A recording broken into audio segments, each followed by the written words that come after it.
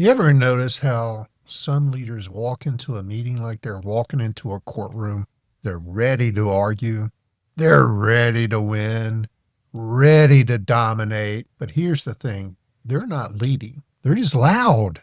And look, if you've ever felt like conversations with your team turn into debates, or like people shut down instead of speaking up around you, you're not alone. I promise you.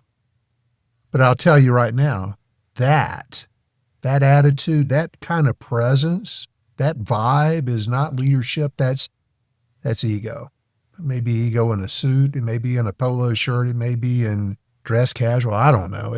But it's ego. And today we're going to talk about that topic and we're going to fix it. Welcome to the Business Mechanics Show. I'm Vaughn Sigmund, co-founder of Results Driven Leadership, and we're about to rip open one of the most toxic habits leaders fall into and replace it with a tool set that'll make you the calmest, sharpest, and most respected voice in the room. Wouldn't you want to have that? Well, you can. But real quick, before we get rolling, if you're serious about leveling up your leadership game, I've got a gift for you. My effective communication online training course, video course, normally $47 is yours.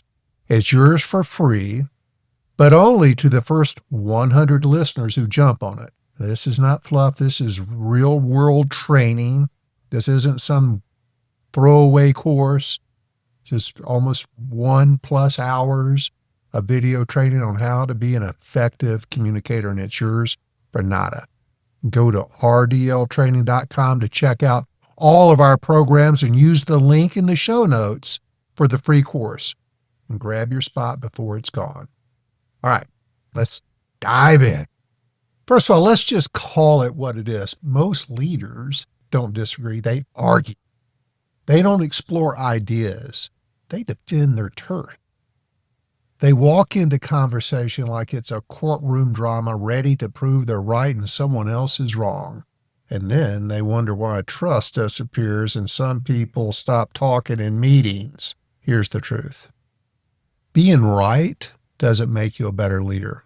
Knowing everything or being a know-it-all does not make you a better leader. It makes you exhausting to work with.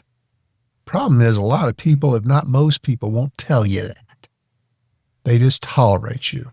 You wondering if you're that kind of person, or you may be working with that kind of person, so stay tuned in. We're going to talk about it, all of that. Let's unpack why that is, and more importantly, how you can develop the skill sets to fix it. Let's consider why smart people get sucked into dumb arguments. You've done it, I've done it, everybody's done it. Some are more susceptible to it than others.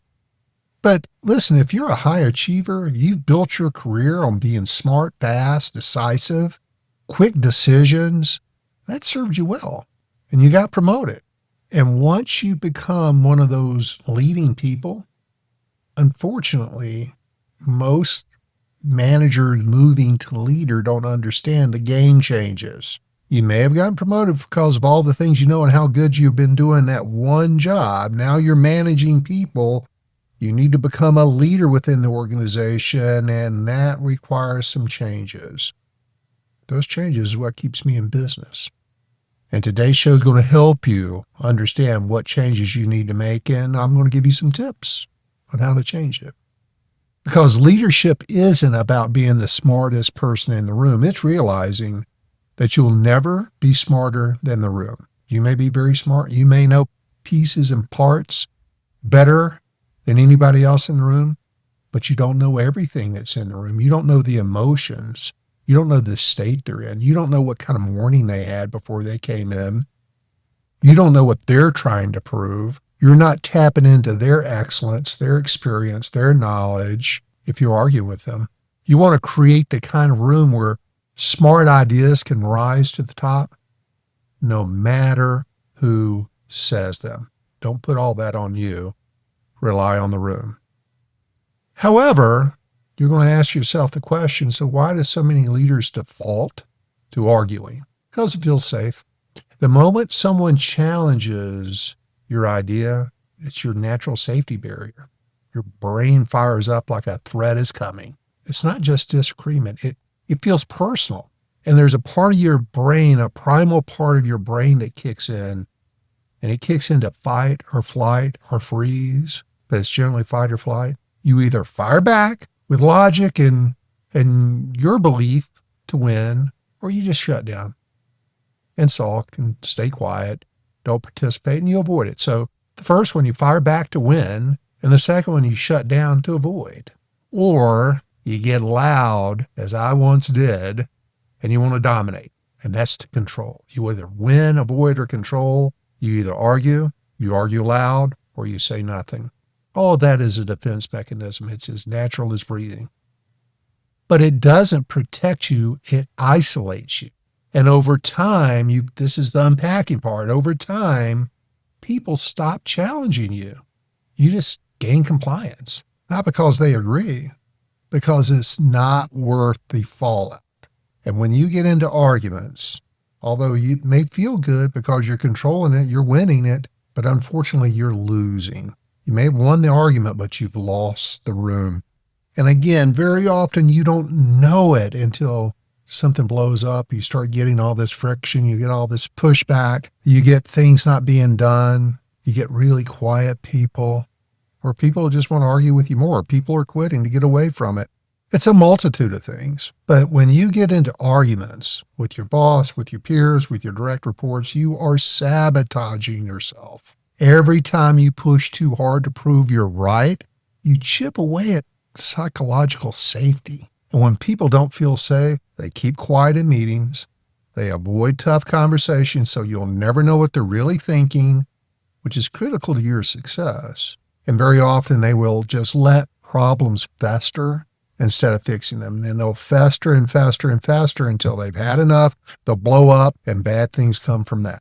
So even worse, you're unintentionally starting to train the next layer of leadership to model your behavior. They often don't know anything other than watching you. 90+% of managers have never been to a formal training program of any sort. They're figuring out as they go. You're their role model, and that's the role model you're establishing. And they start fighting to be right, just like you. They want to gain control, just like you. They want to win and just do what I'm telling you to do. That command and control seems efficient, but it's not very effective. And before you know it, you may have an executive team, a leadership team, a management team that is at war with each other. And the rest of the company's watching from the sidelines. They're very confused. They're very disconnected. Why can't mom and dad just get along? This isn't just about feelings. It's about performance. That bad behavior that you unintentionally are displaying is like a virus, and it is very contagious to everybody else. You're setting the standard by which others will follow, and it may not be the standard you want to set. They're following you. How are you setting them up? Are you building trust? Because if you have high trust in your team and you solve problems, you will solve them faster. You'll retain your best talent and grow your best talent. Those people will be getting ahead. And most importantly, they'll adapt to change better. Very often when I go into organizations and and they brought me in to help them manage change, they will make some significant changes in the culture, the attitudes of the folks that are working there. Very often it is because the leadership team displayed themselves in the way I'm talking about today. And so it's created this safety barrier where people are dug in and they don't want to change. They may nod their heads. They're not into the change because what's eroded is the trust, the respect. And when you've got low trust teams, they burn out. They point fingers. If there's a lot of blaming going on, you've got some issues around this. If you're missing targets or people just don't seem to work as hard as you want them to, this is generally a part of this almost 100% of the time. So let's talk about how you might trigger others or you may be getting triggered. How to catch yourself before you explode or you jump into an argument. If you want to lead, You have to learn to spot when you're triggered and interrupt your own pattern. Know where your natural flow goes. You've done it for however many years you've been alive. We're talking about unpacking all that, interrupting what your normal course of behavior would be, creating a quick millisecond of a thought to redirect you in a way that's going to be much more beneficial to you, your cause, your idea, your team, your future team. And most of us don't realize we've slipped into argument mode until the damage is done and we're having to apologize. This is all about never having to apologize. And that's where what I'm describing right now, which is a pattern interrupt, comes in. A pattern interrupt is a conscious decision to stop reacting and start responding appropriately. I learned it decades ago, and it changed the course of my career. And let me teach you how I learned it. I've taught hundreds of other leaders how to recognize this, turn the switch in their brain away from their normal course of action. First of all, you need to feel it coming. Are you getting tension in your chest? Do you get heat in your neck? That's my trigger. I get that little tingle up my neck or my scalp. You get that spike of adrenaline. That's your early warning system. Don't ignore it. That's the red light on the dashboard that says, pay attention, something bad is coming. And I suggest name it. Name it silently. You don't have to tell anybody about this, but silently name it. Something like, okay, I'm about to get defensive. That was my go-to. I wanted to win. I wanted to be in control. Just do what I tell you to do. And when somebody ever challenged that, I got very defensive. And that alone slows down the emotional hijack. Just, whoop, I'm getting defensive. That's all you have to think. What is that, a second? Just when you feel it, name it, I'm getting defensive or whatever. And that's going to allow you not to be hijacked back to your normal course and redirect under a more beneficial or productive course. You have to breathe, literally. Take one deep breath through your nose, exhale slowly, think, look like you're thinking because you are. That little stop in the pattern, taking a breath, that oxygen calms your brain. Count 1, 2, 3. Time and silence at this point is your best friend. Create that as a new habit. Recognize it. I'm being triggered. I'm about to be defensive. I'm about to argue, whatever you normally go to. Think for a second, redirect your thoughts, give yourself a moment of silence, and now you're going down a much more effective path. Pause the game. Say something like, let me think about that for a second. Or, can you say that again? What you're doing is you're buying time to reset. You recognize, I know what's coming. I want to pause this to get myself repositioned. So let me think about that for a second. Or something like, I'm sorry, I don't quite understand. Can you say that again? I want to make sure I heard you properly. And then instead of choosing your argument, choose curiosity. Shift from how do I prove them wrong to what don't I know yet? If what they're saying is in some level of opposition to your beliefs, your experience, your opinion, you're likely missing some information that they have. They may have a perception that is different from yours. They may have had experiences that are different from yours. It may be better. It may not be. They may be missing information that you have. But until you understand what they have by asking some questions, you're not going to know how to properly respond. So unpack what they know so that you can create a pool of collective knowledge, and then you can work together collaboratively on this discussion. So it's feel it coming, give it a name, say it in your brain, take a second, take a breath, give it a little bit of a reset, get a pause, let me think about that for a second. And then you've got to have the second thought, which is, what don't I know yet? Why do they think like that? Why are they reacting like that? What's going on that I am missing information? So rather than going in defensive with an argument to prove them wrong, You go to curiosity. Choose curiosity. It's going to make you so much better as a leader. So I'm going to go through what a curiosity maybe playbook looks like and how to turn that fight into a conversation. Well, how do I do this? Let's turn this potential fight, disagreement, argument into a conversation. You want to avoid locking horns.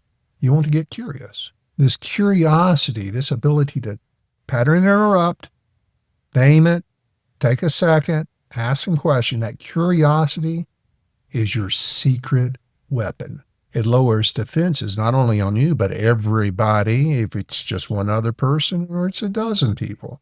It lowers defenses, yours and theirs. And it invites collaboration. Now, there's a simple 5-step formula pulled from where I learned to do this, Crucial Conversations. There is a book written on this topic. They have courses. They're very expensive courses, but it was worth every penny I spent on it. They were live courses back decades ago when I took it.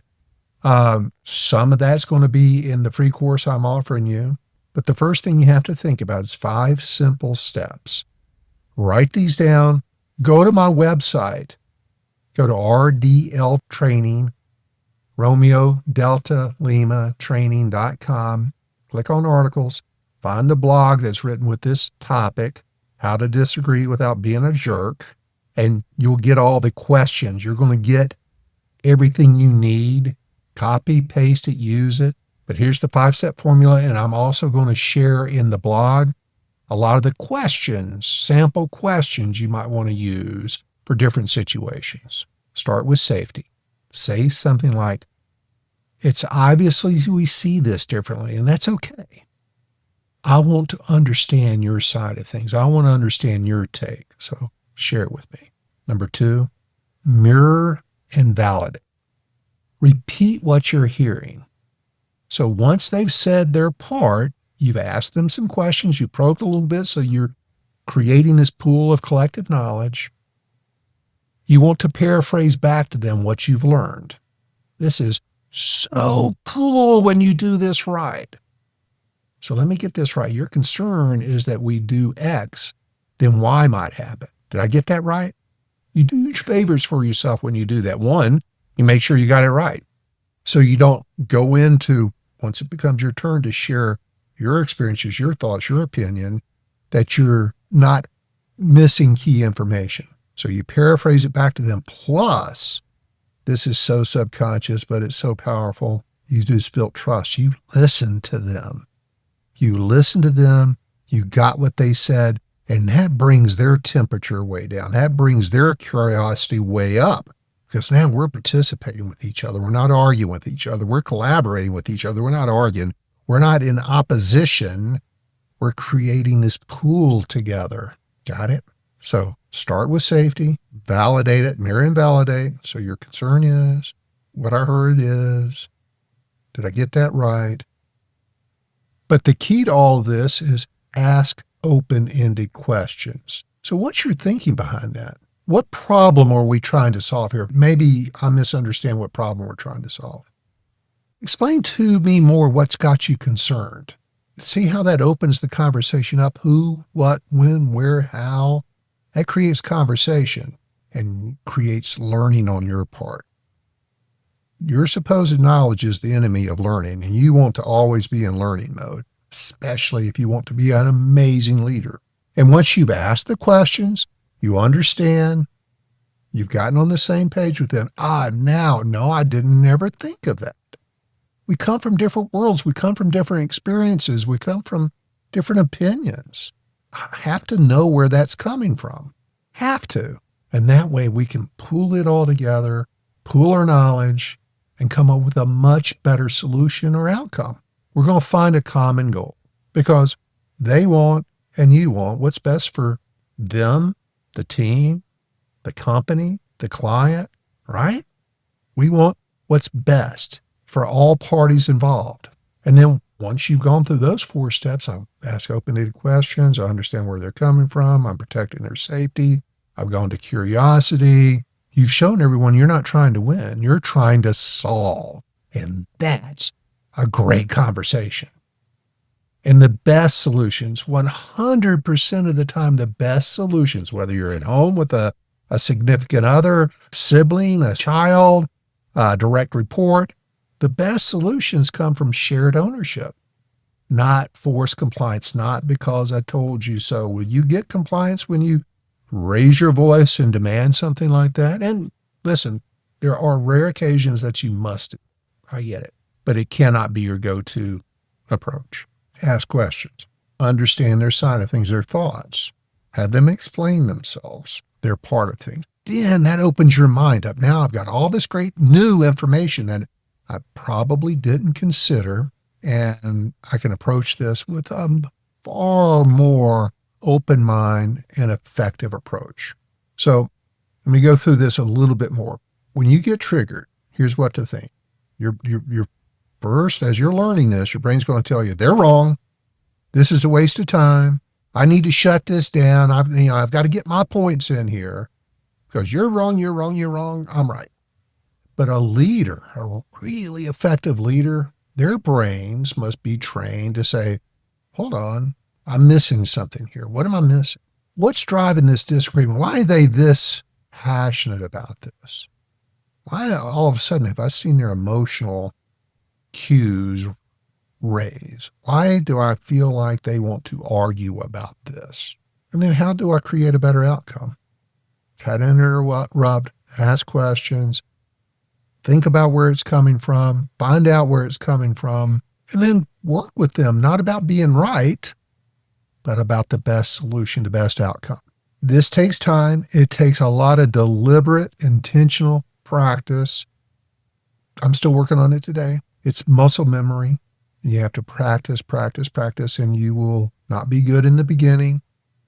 Learn from your mistakes. That helps you deepen your knowledge on this and your alertness to this. But you're never going to get any better at this until you build this muscle. If you keep defaulting to fight mode, argue mode, nothing good comes from that. Literally, when you get into an argument, everybody loses. You lose, they lose, trust goes out the window. This is such a better way of doing this. So in the blog, rdltraining.com, go to articles, how to disagree without being a jerk. I've got probably 50, in fact it's 50 open-ended questions for different situations, strategies, perspectives, collaboration questions, emotional and empathy questions, assumption busting questions, clarity questions, trust and accountability options, curiosity starters. There's 50 of them in there. So if you want these questions, rdltraining.com, articles, Romeo Delta Lima training, and go to articles. Now, that's when you may be arguing, what if I'm on the other side of this argument? You may be asking, let me talk about that. Let's flip that script, because sometimes you're not the one who starts the fire. Someone else brings the heat, and they come at you loud, triggered. It may be a direct report. It may be a peer. It may be your boss, maybe your spouse, but they're coming at you loud. They've been triggered. And they're looking to fight and to win. Maybe in a meeting. Hopefully it's not out in public somewhere. That's embarrassing, but I see it happen. Either way, wherever it is, their energy is chaotic. It's aggressive. And it feels like, if it's not exactly pointed at you, feels like it's squarely at you. And in that moment, everything your nervous system wants you to do, one of three things: fight, flight, or freeze. But here's the move that really works for great leaders. As you move from manager to leader, this is the move when it's coming at me. This is what is going to help you. You slow down, you breathe, and you ask yourself, just like in the previous part of this, the golden question: where is this coming from? That's your pattern interrupt. When somebody's coming at you, you've got to ask yourself, where is this coming from? Not how I'm going to beat them, not how I'm going to protect myself. I've got to be a little vulnerable here and be empathetic here And I've got to be curious, what is happening? Because it's not about you. Rarely, you may have triggered it unintentionally, but they're reacting in this very aggressive manner because of them, not you. You don't make anybody do anything. It's the one thing I've said many times. We have the choice is how we respond to something. We have the choice. Nobody makes us do anything. And when somebody's coming at you hot, it's about them. It's what they're carrying. It's what maybe is built up in them, what they've repressed, what they haven't dealt with. And if you let their storm become your storm, you've handed over your power. Don't do that. Don't let them have free rent in your brain. Go to your pattern interrupt. Think about, where's this coming from? Why are they acting like this? Let me give you a personal story. This happened very recently, and it hits really close to home. It's around 11 o'clock at night. I walk my dogs every night before I go to bed. Then I got to tell you, 11 o'clock was a little late for me, but I got them on the leash. I'm going out the back gate of my condo out into there's a grass area out there where we walk, and then there's this beautiful area that I live in. I'm so fortunate to have. And I step outside. I'm going to walk my dogs, la-di-da. It's a very high traffic area. It's on the water. It's in a kind of an entertainment area. It's surrounded by bars, restaurants, and there's people out strolling at all hours, all the time. Weekends are really busy. This was a Friday or a Saturday night. And as I walk through the gate, I expect to see people around. And there's this grass area at the back before you get down to the walkway that walks along the waterfront here. And as I step into this common area, I notice a dog running around. It's running around. It's not on a leash. There's not a human in sight. And, to me, that's a big concern for many reasons. Am I to be frightened of this dog? Should I be worried about this dog? Have they gotten away from the owner? I mean, we live right on a very busy highway, PCH. Could this dog be running away from home? Is it aggressive? Is this dog going to come at my dogs? What is going on with this dog? So I spoke up. Whose dog is this? Because there was nobody around. Just the dog running around. And the dog's coming at us now. It looks friendly, but I don't know. Could be aggressive. And my two dumb dogs, they wouldn't know. They couldn't fight their way out of a wet paper sack. But whose dog is this? Nothing. Nobody responds. So I said a little louder, whose dog is this? And then from around the corner, this young guy, he comes storming at me. His eyes are bulging out of his head. He's screaming, spittle is flying out of his mouth. He's absolutely losing it. And he's losing it all directed at me. I know I haven't done anything wrong. I just asked, whose dog is this? There was no owner around. Dog's not on a leash. I just want to make sure the dog's okay. And I'm going to be okay. My dog's going to be okay. Common concern. But no, man, when I said, whose dog is this? I triggered the hell out of this guy. And he was cussing.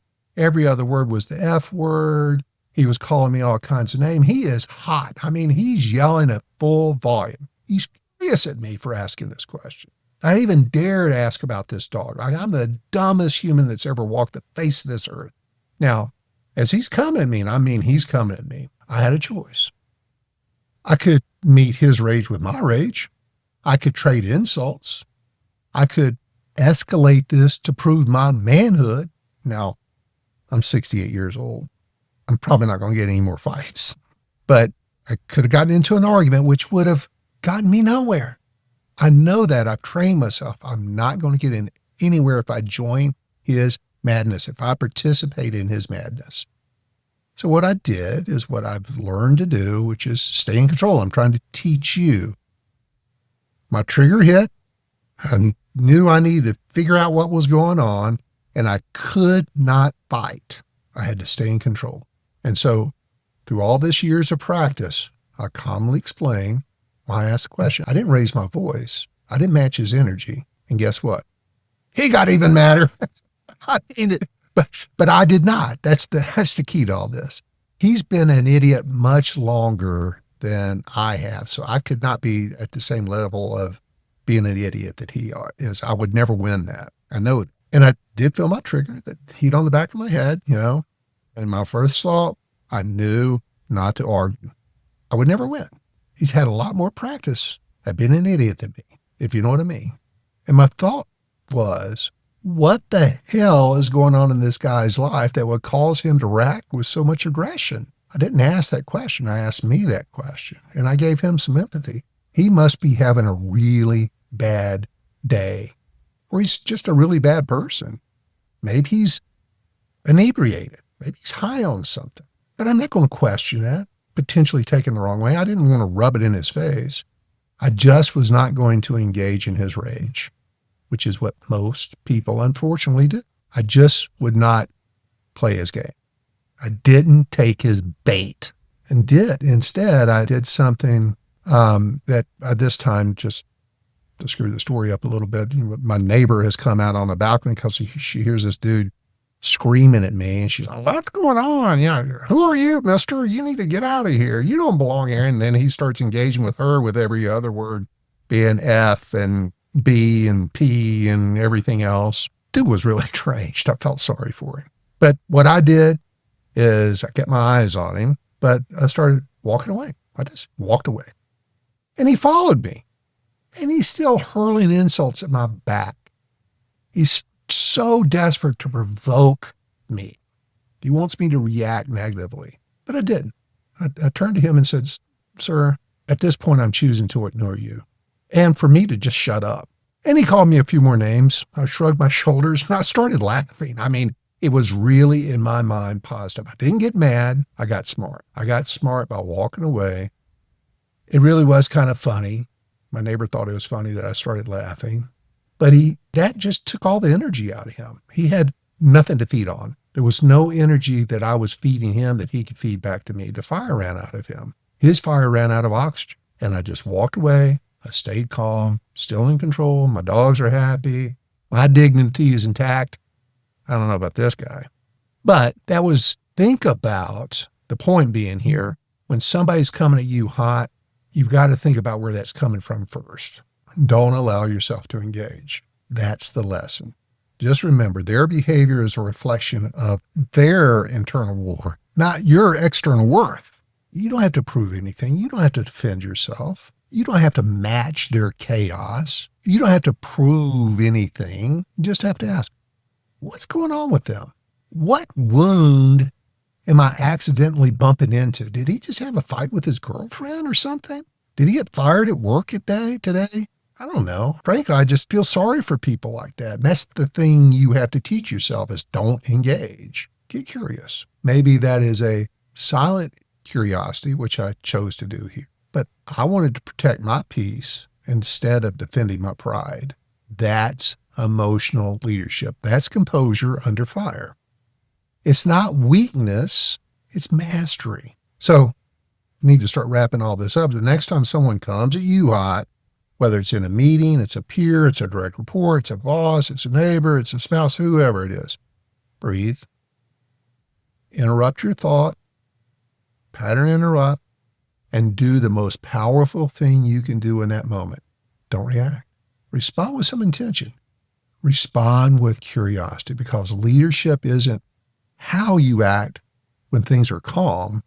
It's how you choose to act when someone else has lost their grip. That's the game. That's the game you want to win. And when you play it right, no one else can touch you. It takes a lot of practice and a lot of intention, but I can learn it. Believe me, anybody can learn it. So I've shared with you in a very brief podcast here today some really crucial thoughts and techniques that will really help you master your leadership journey. And the bottom line on all this is you don't have to be right to lead. Let that one land. Being the smartest voice, being right doesn't make you the best leader. Being the most constructive one does. You must decide what you want to do. And do you want to do it right? Or do you want to be effective? Do you want to win an argument? Or do you want to be able to understand what's going on so you can effectively change the course of what's happening here? Create a pool of knowledge. So then once I know all that, I know how to take the next step, and I take it properly. And arguing may feel very powerful in the moment, but leadership is always a long game. And the leaders who rise the highest aren't the ones who win every battle. Take that pressure off of yourself. Take that off your shoulders. Great leaders are the ones who know which battles to skip, which voices to hear, and be willing to hear all the voices, and how to turn potential conflict into collaboration. So the next time your blood pressure spikes and you feel the urge to set the record straight, pause, breathe, interrupt your pattern, and get curious, because that's the move of a real leader. Go practice it, get the course, download the blog, get all your questions, and get out there and get after it.